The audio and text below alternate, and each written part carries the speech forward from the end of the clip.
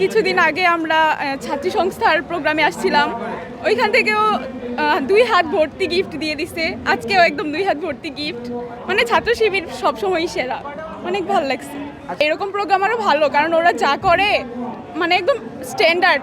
আমরা ছাত্রী সংস্থায় এই সময় আসলাম, ওরা কোনো উচ্ছৃঙ্খল কিছু করে না, একদম সব মানে ঠিকঠাকভাবে করছে। তারপর প্রোগ্রামগুলো করছে, কাওয়ালি করছিল, একটা ইসলামিক নাটক করছে। এগুলো তো রাজনীতি রিলেটেড কিছু না, তো মনে হয় না এটা রাজনীতিতে কোনো প্রভাব ফেলবে।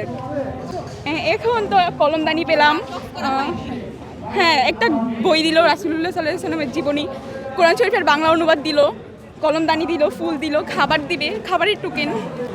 শিবিরকে বলবো মানে রাজনীতিটাকে সাইডে রেখে মানে সার্বিকভাবে যেন ভার্সিটিতে ভালো পরিবেশ থাকে, এরকমভাবে আগায় যাক। আগে তো ধরেন জামায়াত শিবির এরকম বলতেই একটা ভয় কাজ করতো, ঠিক না?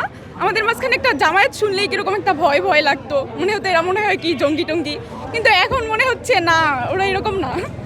এখন ভাল লাগে, শিবিরের প্রোগ্রাম দেখে সবই ভাল লাগতেছে। প্রশাসনের নবীনবরণে এরকম সুন্দর অ্যারেঞ্জমেন্ট হয় নাই। তারপর গিফটের দিক দিয়ে শিবির সেরা সবসময়। আমাদের ছাত্রী সংস্থায় অনেক গিফট দিল এবারও, মানে প্রশাসনিকভাবে ওইরকম গিফট পাই নাই আমরা, তো ভালো লাগছে।